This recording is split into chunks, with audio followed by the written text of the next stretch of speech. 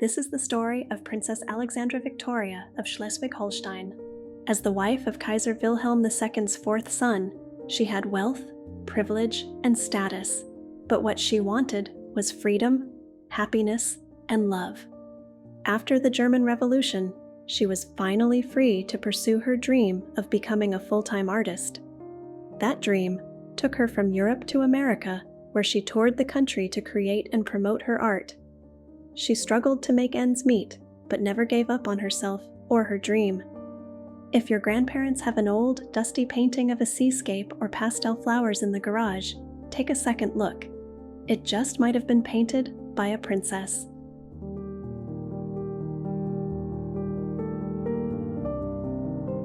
Princess Alexandra Victoria of Schleswig-Holstein-Sonderburg-Glücksburg was born on April 21, 1887.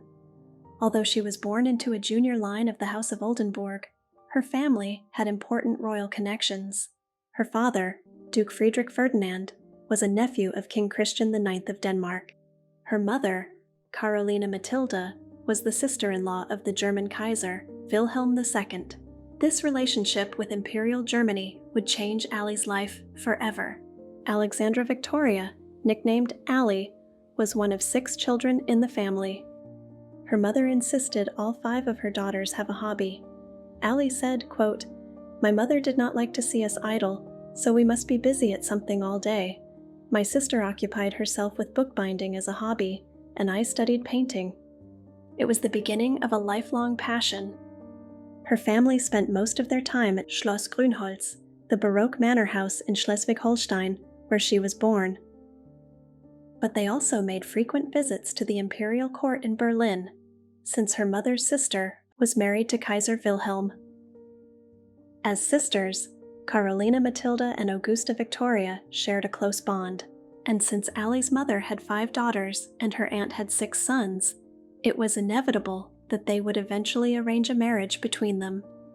In about 1906, Allie's aunt chose 19-year-old Allie as the bride for her 4th son, August Wilhelm, nicknamed Auvi. It was a decision Allie would spend the next 10 years of her life regretting. As a member of the German imperial family, Auvi grew up in the public eye, with his image reproduced in magazines and newspapers from the day he was born. Away from the cameras and courtiers, however, he didn't fit the mold of the typical military-obsessed Prussian prince.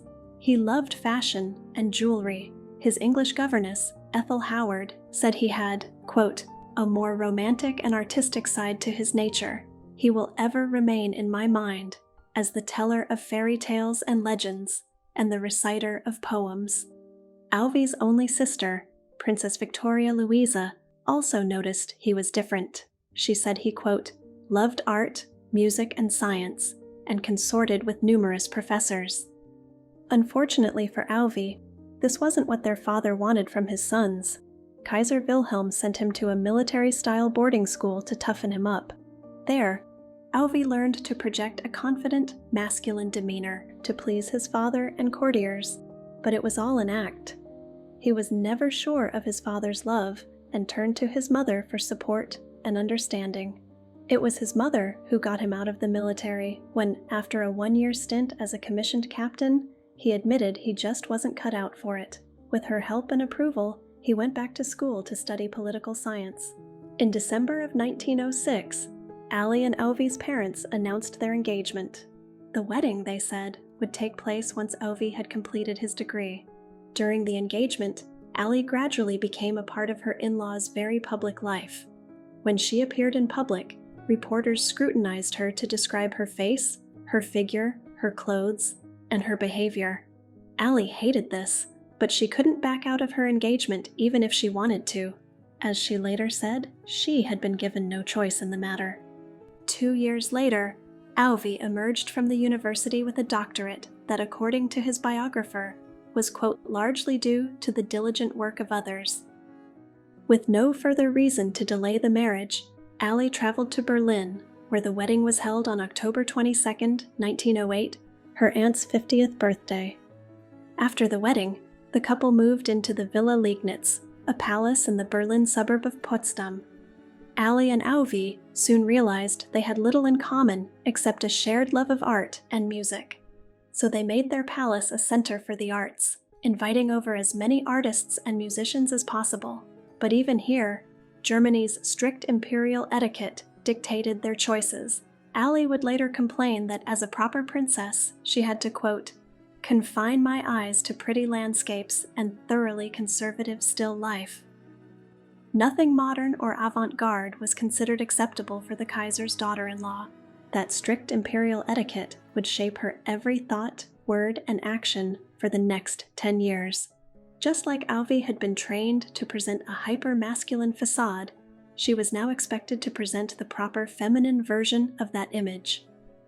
Later, she told a reporter, quote, when I went to Berlin, I was a simple country girl and I was scared to death of the Kaiser. I had to sit next to him at meals and my tongue stuck to the roof of my mouth. He told us all, over and over, that we are not here to live for ourselves or happiness, but for others and for duty.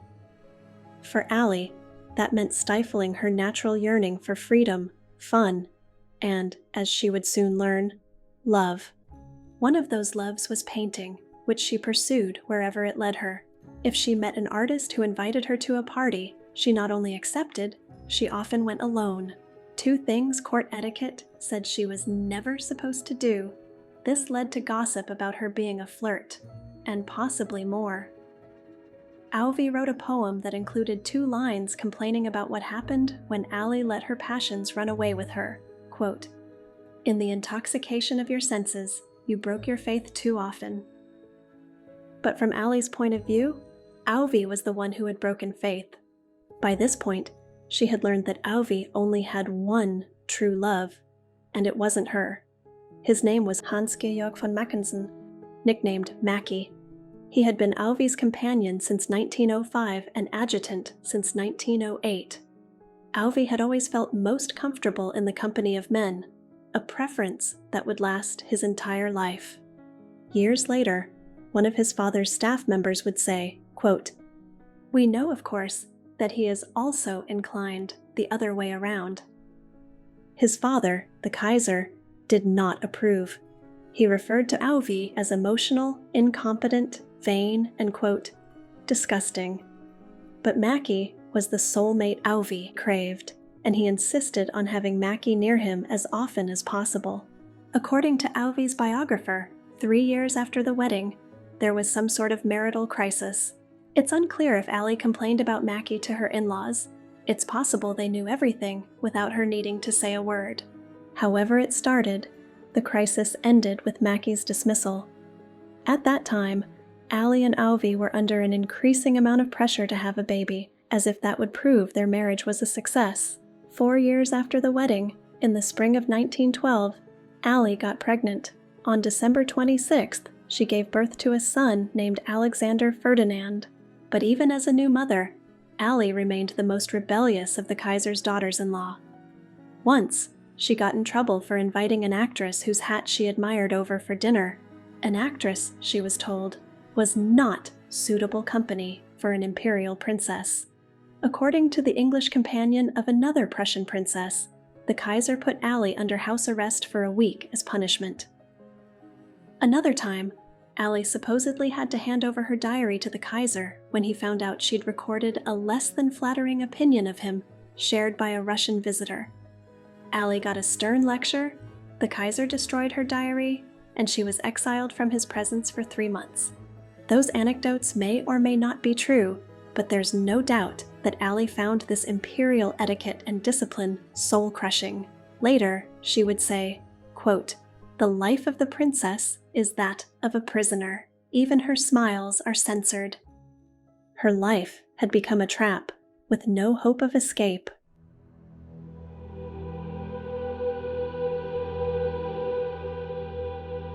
On June 28, 1914, the Austrian Archduke Franz Ferdinand and his wife were assassinated in Sarajevo. Their murder triggered a diplomatic death spiral that appeared to catch Ali and Auvi by surprise. As lovers of art and music, they were in Bayreuth for the annual Wagner Festival. There, Auvi heard news of the final Austrian ultimatum to Serbia. the one that would trigger war with Serbia and its ally, Russia. The look on his face convinced an American visitor named Claire Benedict that something terrible had happened. She watched Alvi sneak into a corner where he had a hushed conversation with a German diplomat. According to Claire, that conversation was transformative. She wrote, quote, "The day before, he had been a bright, good-natured boy. Today, he was an anxious, stern-faced man." The Prussian royals all left Bayreuth that very evening. Back in Berlin, Alvi told an American dentist that he believed the assassination would, quote, "almost inevitably lead to a general war." He was right. Austria-Hungary declared war on Serbia on July 28th. 4 days later, Germany declared war on Russia to support its Austrian ally. 2 days later, Germany also declared war on France. The Kaiser sent Alvi to join the army as an aide-de-camp on the Western Front.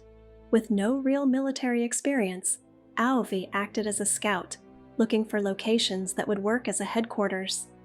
With the country at war, Allie had to put her personal unhappiness aside. Like all Prussian princesses, she took up a variety of charity work.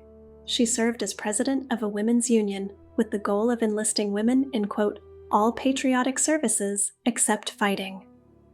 She also worked in and raised money for hospitals. Princess Daisy of Pless, British by birth but married to a German nobleman, soon found that no one in Pless wanted the nursing services of a woman born and raised in an enemy country. Daisy said it was Allie who found her a place to serve in the Tempelhof Hospital near Berlin.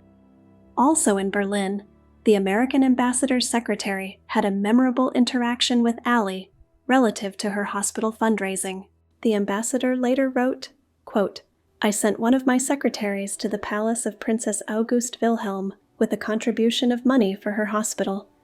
She took the money from the secretary and spoke bitterly against America on account of the shipment of arms." At the time, although America hadn't entered the war yet, it was sending arms and ammunition to France and Britain, Germany's enemies. Allie knew it and resented it on behalf of her country's soldiers. But even as Allie suppressed her unhappiness to support her country, one of her emotional triggers reappeared unexpectedly. 4 months into the war, Alvi was involved in a car crash in France. The steering gear broke and the car slammed into a tree, killing the chauffeur. The accident broke Alvi's leg in multiple places and fractured his jaw. He went home to Potsdam to recover and immediately asked his father to assign Mackie as his adjutant. Mackie arrived as requested and was soon recognized everywhere as, quote, "the prince's inseparable companion." As the war dragged on, Alvi drifted through several reassignments with no particular success, but as long as he was allowed to keep Mackie with him, he was happy. Of Mackie, he wrote, quote, "The bond of friendship that binds me to him has become even closer." Their bond made Allie the odd one out and led to another marital crisis, but just like the incident in 1911, it's unclear whether Allie complained or her in-laws saw what was happening and took action. In late 1917, Kaiser Wilhelm suddenly sent Alvi a surprising telegram. He was being reassigned to Posen in present-day Poland to work in the civil service.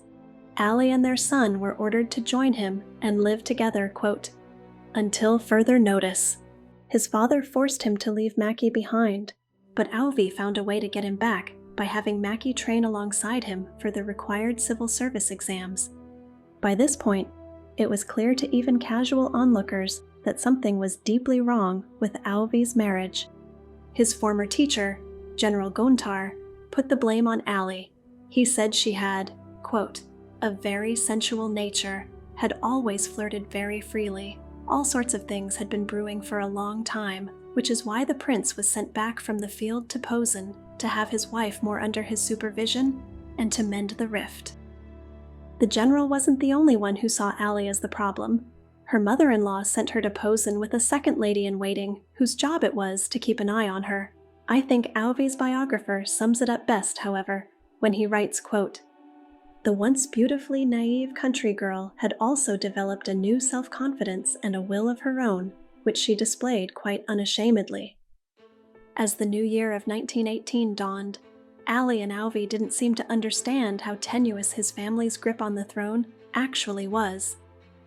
That September, with the war all but lost, Alvi and Mackie went to Berlin to take their advanced civil service exams. It was all for naught. The country was exhausted, and the victorious Allies preferred to see Germany reborn as a republic rather than remain a monarchy. Bowing to the inevitable, Kaiser Wilhelm abdicated and left Germany for exile in Holland. He wrote to his wife, quote, "My reign is ended. My dog's life is over and has been rewarded only with betrayal and ingratitude." For a brief moment, Alvi was considered as a possible regent, because he'd proven such a poor soldier and had none of the war guilt of his father or older brothers. Major General Albrecht von Thayer heard about this plan and said, quote, "A mediocre representative with an unpleasant, turkey-like wife.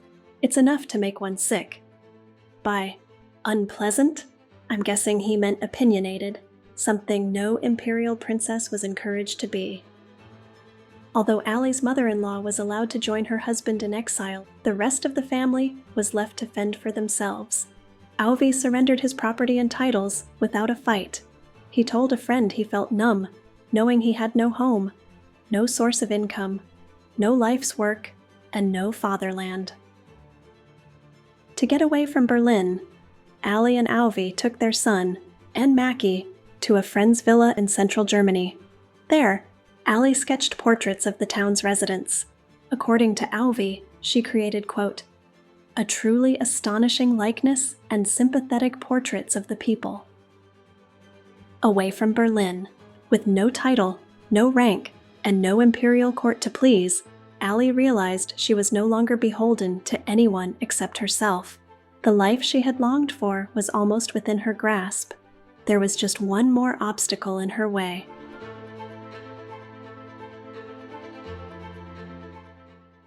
In October of 1919, Alvi went to Holland to visit his parents.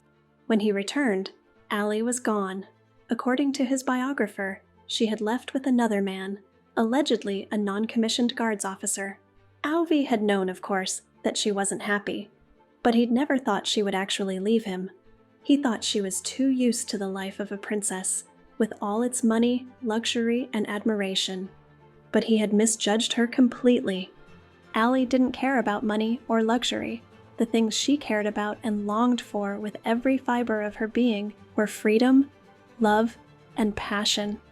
Once again, Alvi complained to his former teacher, General Gontar, and once again, Gontar comforted his student by blaming Ali for everything. This time, he claimed Ali, quote, "suffers from outright nymphomania and cannot draw any boundaries in this regard." The Kaiser's personal physician had a similar view of the situation.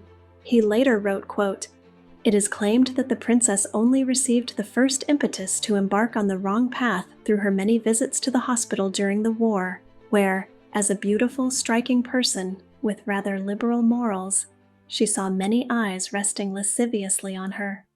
If we can set aside the casual cruelty and misogyny of these remarks, they give us a pretty good idea of how Alvi and his contemporaries viewed Ali and her choices. But let's flip the script and look at things from Ali's perspective. She had given 11 years of her life to a loveless marriage that had been chosen for her, with no emotional or physical passion. She had lived a life governed by suffocating rules that left her gasping for air, all for the benefit of others. Now, with no throne to protect, it must have seemed like the right moment to seek out happiness on her terms. How much more of her life did she owe other people? If not now, when? Ali's choice didn't surprise Alvi's sister, Victoria Louisa, who said she had been, quote, "prepared for this outcome for a long time." Convention, she said, had been the only thing holding Ali and Alvi together. What's surprising is that Ali's mother took her side. This was huge since, according to Alvi's biographer, Ali's 60-year-old mother had, quote, "previously strongly condemned her daughter for her misdeeds." 2 months after Ali left, Alvi finally decided to tell his parents. He went to Holland that December to deliver the bad news in person.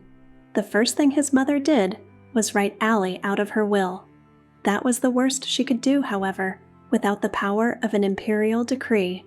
Alvy and Ali's divorce was finalized in 1920. At least one gossip columnist said they cited grounds of incompatibility, but the actual divorce paperwork has since vanished. Ali had to give up all rights to her son, a fact that has led to her being described as an unfeeling mother.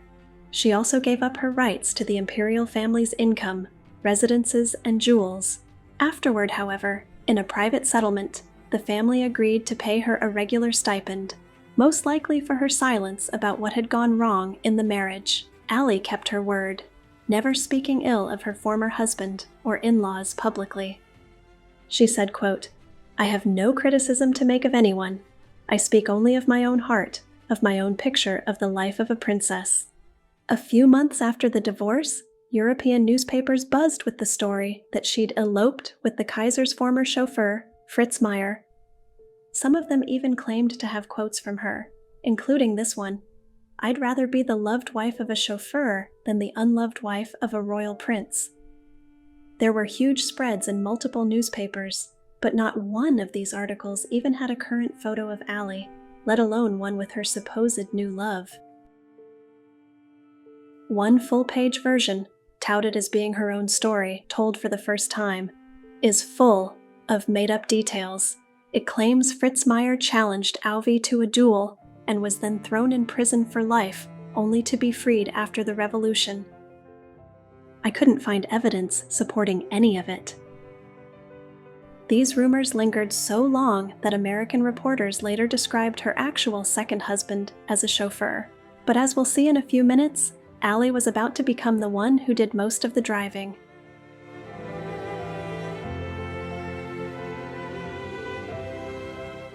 After the divorce, Ali moved home to Schleswig-Holstein to pursue her passion, painting.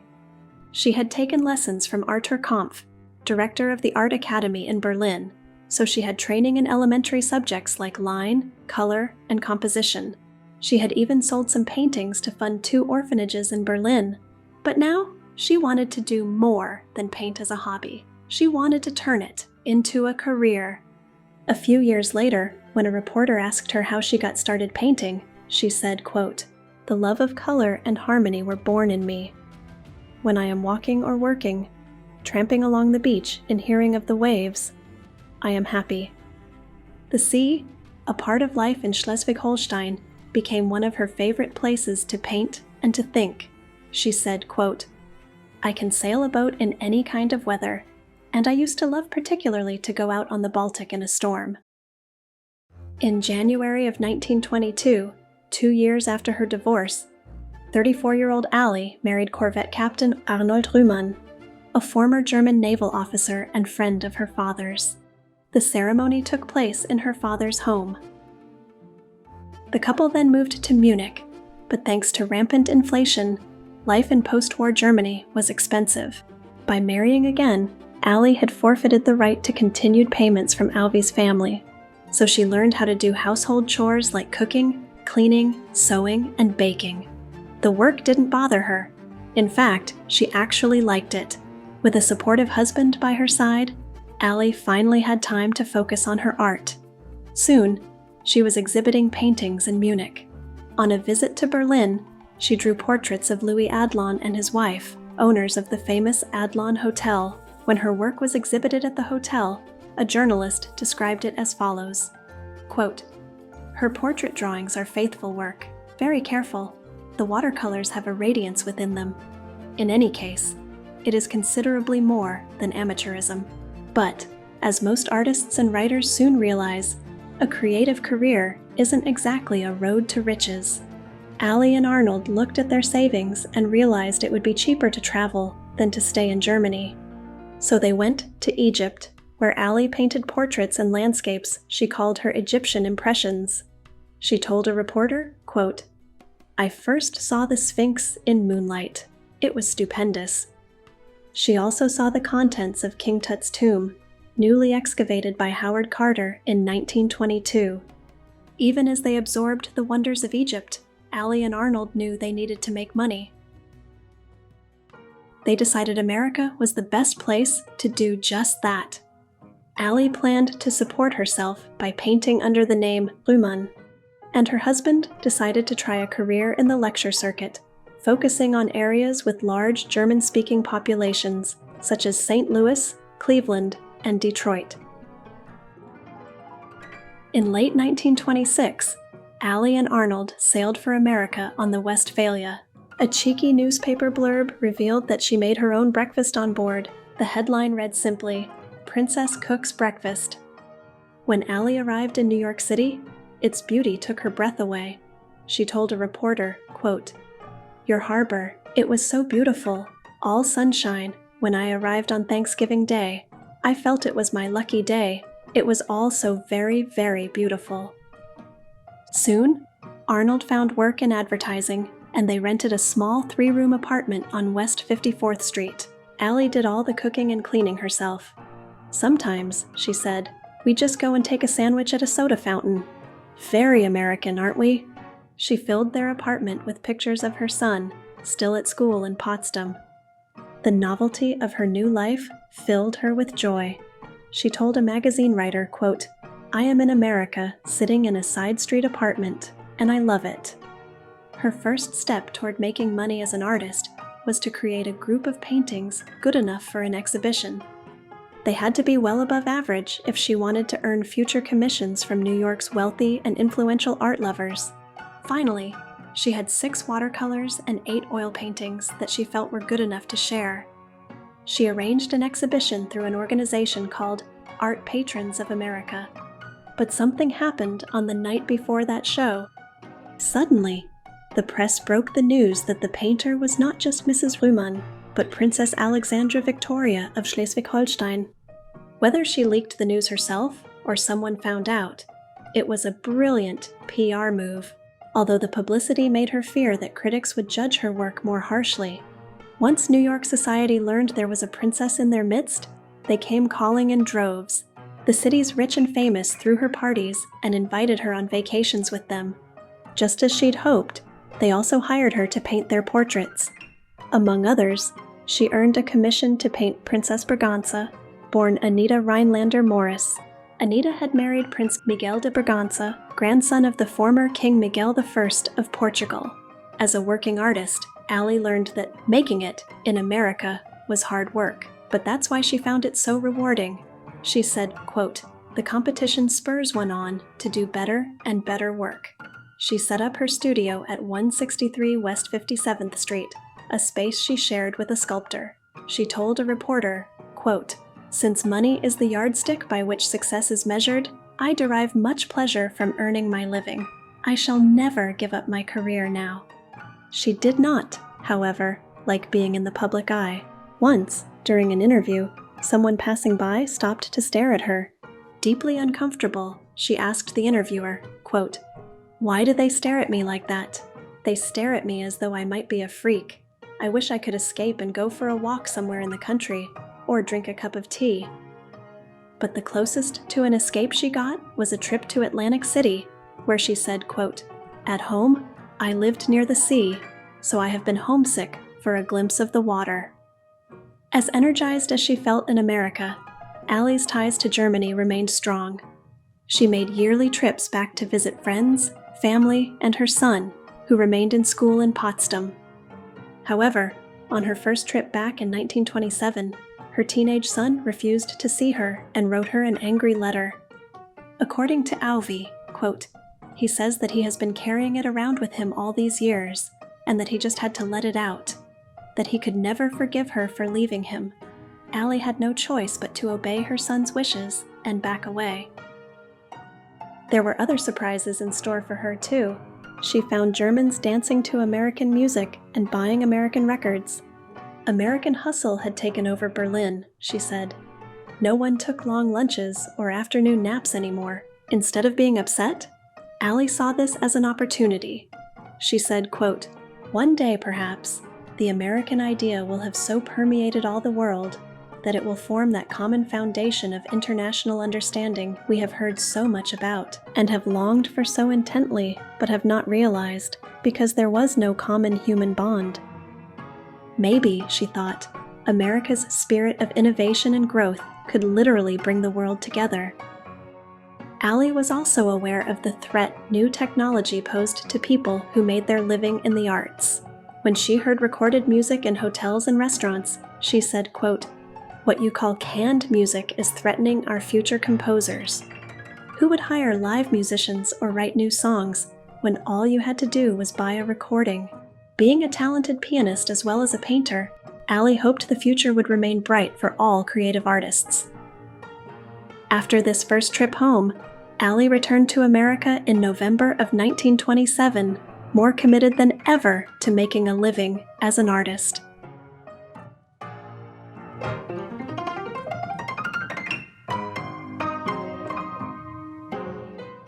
Thanks to the publicity surrounding her first exhibition in New York, invitations to show her work poured in from around the U.S. In 1928, Allie and her husband set out to accept as many of them as possible as they traveled across the country. The nomadic way of life suited Allie, who hated the feeling of being tied down by things like a lease or furniture. She dreamed of buying a bus and converting it into something like a modern tour bus, with a bathroom and living quarters, so she could come or go as she pleased. Only then, she felt, could she be truly free. Without the money to buy her dream bus, Allie hitched a trailer to their car and filled it with her paintings, art supplies, a kitchenette, and a bed. By day, they drove. By night, they transferred the paintings to the car to make room for them to sleep in the trailer. As she had with their apartment, Allie hung photos of her mother and son on its walls. During the trip, she painted whenever they stopped, and Arnold helped sell the paintings along the way to earn the cash they needed to keep going.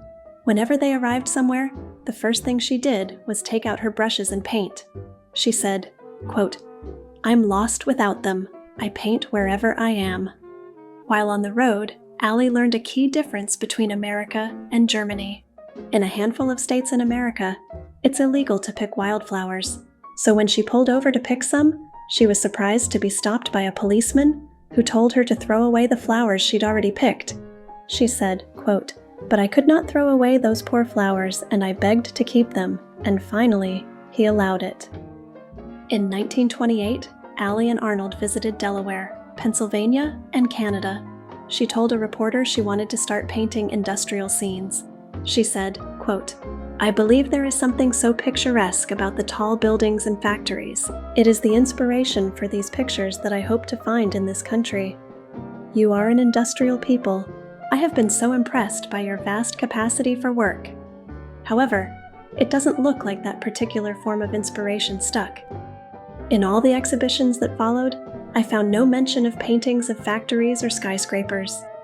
That was probably because she'd found a different source of inspiration. In early 1929, Allie decided she wanted to get as far across the continent as she could. Her goal was to paint the American West, and a portrait of a Native American, if possible. She visited the Grand Canyon and made sketches to paint it. By the spring of that year, she and Arnold had made it to California. She especially loved Santa Barbara, where she and Arnold were the guests of Mr. and Mrs. Richard Montgomery, who owned a luxurious home facing Mission Santa Barbara. Allie painted portraits and seascapes, as well as 10 landscape scenes from Mission Santa Barbara, Hope Ranch, Mission Canyon, and other popular vistas. She got up early, making her way to the mountains or trees in time to paint the sunrise. She took picnic lunches so she could keep going all day long. She even climbed onto the roof of the Montgomery home one night and painted until the sun had set. The light was so much brighter than the light in New York or Europe that she had to swap the colors on her palette. She said, quote, "California, all this great West is heaven. I love it." Somewhere along the way, she got her wish to paint a Native American, because in January of 1930, back in New York, she held an exhibition at the Gainsborough Galleries, where she showcased a portrait of a Native American man known as Buffalo Child Long Lance. Unfortunately, Allie didn't know Buffalo Child Long Lance's tragic backstory. Born in 1890 as Sylvester Long to formerly enslaved parents in North Carolina, his ancestry was most likely a mix of white, black, and several Native American tribes. He ran away at age 14 and joined a Wild West show where he was cast as a Cherokee. He remained in character, presenting himself as a Blood or Blackfoot or Cherokee until he landed a part in the film The Silent Enemy. The movie's publicity was his downfall. The press discovered he wasn't a full-blooded Native American and publicized it. He died, most likely by suicide, of a gunshot wound to the head in 1932. But that was over 2 years in the future. Allie drew him before January of 1930, when he was at the height of his fame. Throughout 1929, 1930, and 1931, Allie and Arnold continued to tour the U.S., staying with wealthy benefactors who invited Allie to paint them or put on an exhibition in their city.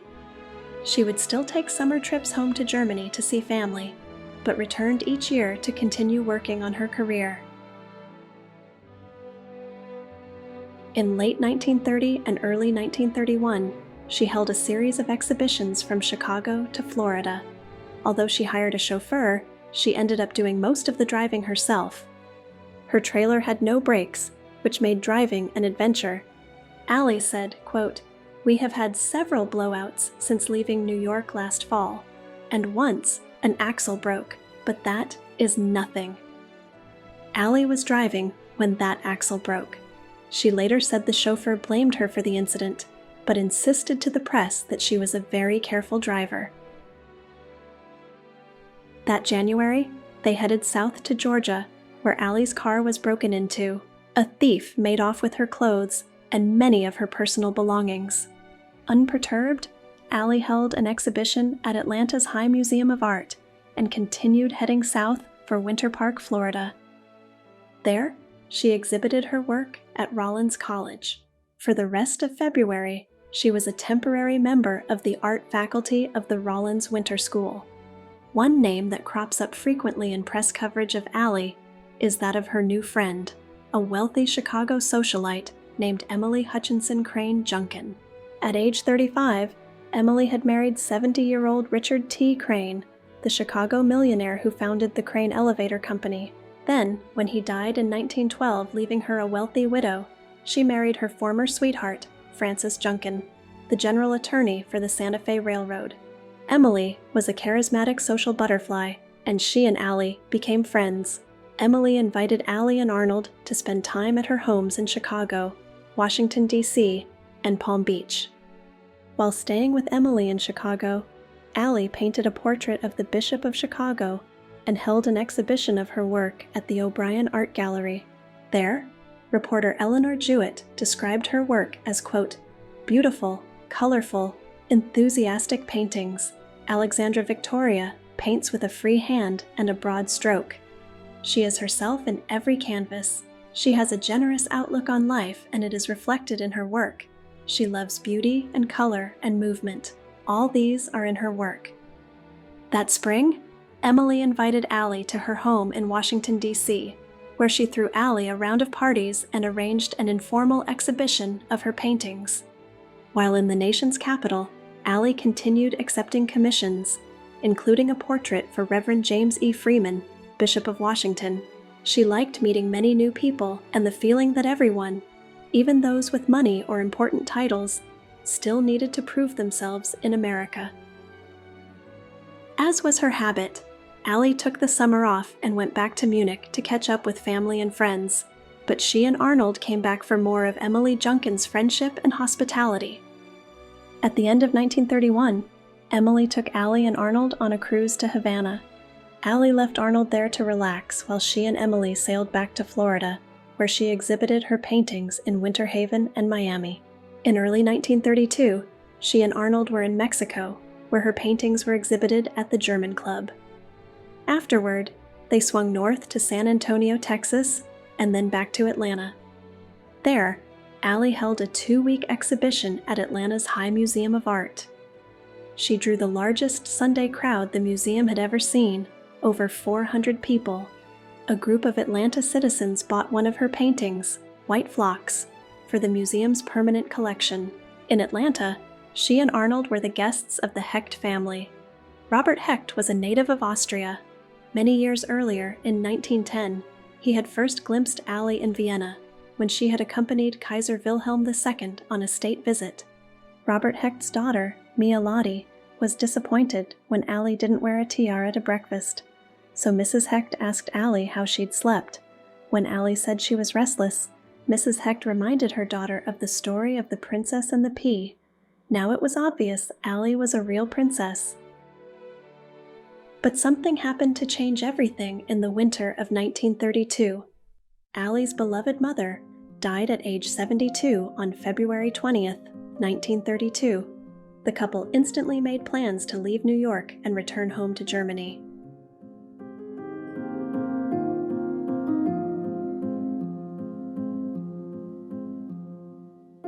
Although Allie had sold over 100 paintings in America, she and Arnold didn't have much money by the time they returned to Germany in early 1932.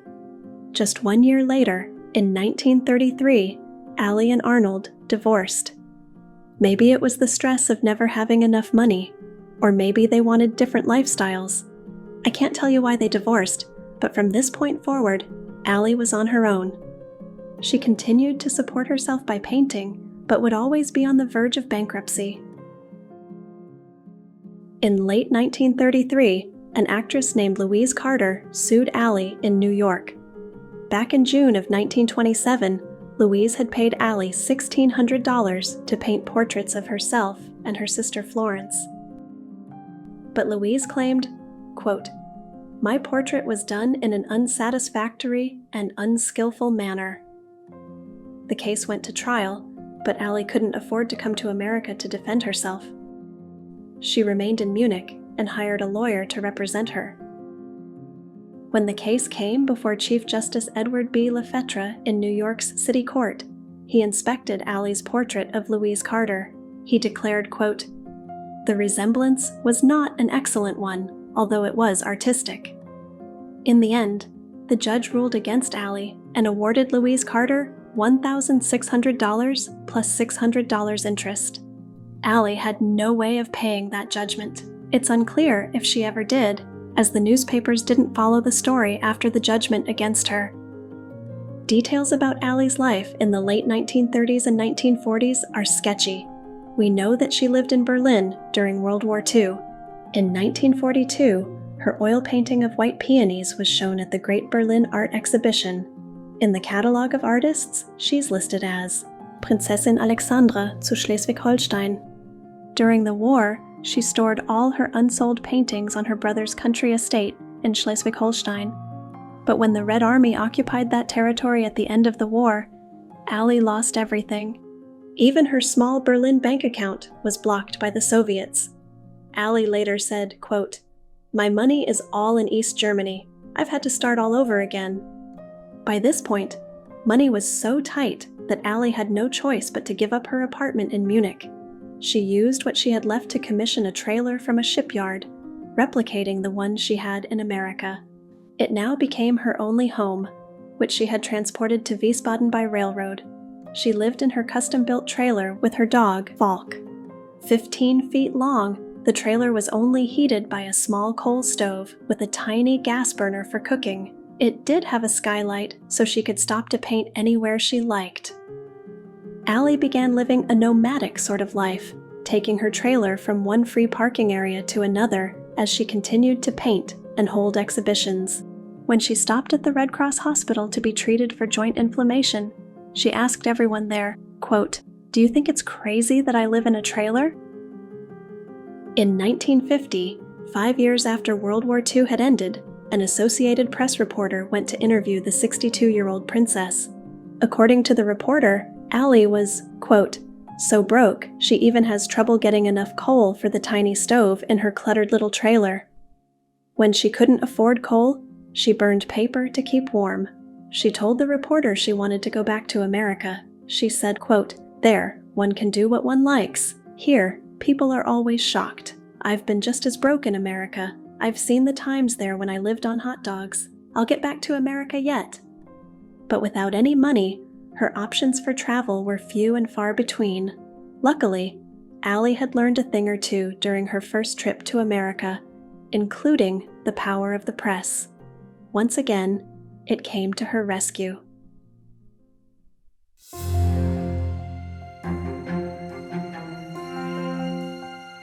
When that 1950 Associated Press story appeared in newspapers all across America, it reached an American friend of Allie's named Leona Halliday. Like Allie, Leona had been born into wealth. Her father, Ward Beecher Holloway, had been the business partner of a man named King Camp Gillette. Together, they founded the Gillette Safety Razor Company. In 1950, Leona and her husband, Fred Halliday, owned the former Gillette estate in Palm Springs, which they dreamed of turning into a desert bird sanctuary.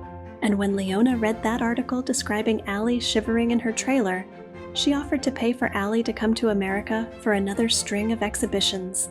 Allie accepted the invitation. In November of 1950, she sailed for New York with about 45 landscape paintings of Schleswig-Holstein and Wiesbaden with her. On the ship, once passengers found out who she was, they asked her to stage an onboard exhibition, and she gladly obliged. Allie made her way from New York to Atlanta, where she stayed with her old friends, Mr. and Mrs. Robert Hecht. She held an exhibit and then accompanied the couple to Palm Beach that December. There, she exhibited a few watercolor landscape scenes at the Norton School of Art. She also offered these words of advice for aspiring artists. Have the love of art in your mind and in your heart if you want to be a success. Painting is more than just using a brush and the right colors. Finally, to reach her benefactor in California, Allie traveled across the country. She arrived in March of 1951 and stayed with Leona and Fred at their Palm Springs estate. She exhibited her work in Hermosa Beach that May. But this trip to America wasn't quite like her first one. Last time, the press had made a fuss over Allie because she was the Kaiser's daughter-in-law. But she was older now, and memories of the German imperial family had faded. Her story didn't capture the same level of interest it had in the late 1920s. And this time, newspaper mentions of Allie and her artwork are few and far between. It's not clear exactly when Allie went back to Europe. Her name simply dropped out of American newspapers after the spring of 1951. A few years later, in 1955, she traveled through Spain and Morocco before settling once more in Wiesbaden. At the age of almost 70, on April 15, 1957, she had one more trip planned, but it was not to be. She died unexpectedly in a hotel in France. In 1969, 12 years after her death, her cousin, Prince Friedrich Ferdinand, held an exhibition in her memory at Schloss Glücksburg in Schleswig-Holstein. In all the years since, I could only find mentions of two paintings of hers that have come up for auction. One was painted in 1931 and sold in 2023. The other, a landscape watercolor of Schleswig-Holstein, was painted in 1948 and sold for $175 in 2024. If by any chance you were the buyer, I'd love to hear from you.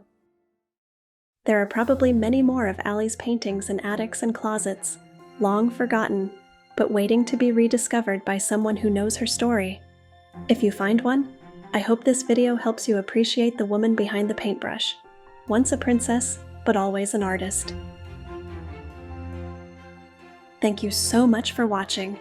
If you enjoyed this video, please take a moment to subscribe to the channel so you won't miss the next video. I want to give a special shout out to my channel members, Gerry and Anat. If I pronounced that wrong, please forgive me and correct me for future videos. This video is dedicated to you both. I'm incredibly thankful for your support. If you'd like to support this channel financially, you can become a channel member and get early access to new videos and a shout out like this one. If you'd like more royal content, you can sign up for my email newsletter and get a new story in your inbox every 2 weeks, all for free. Just visit girlinthetiara.com. Whether you're a subscriber, a channel member, or just stumbled onto this video, thank you for watching.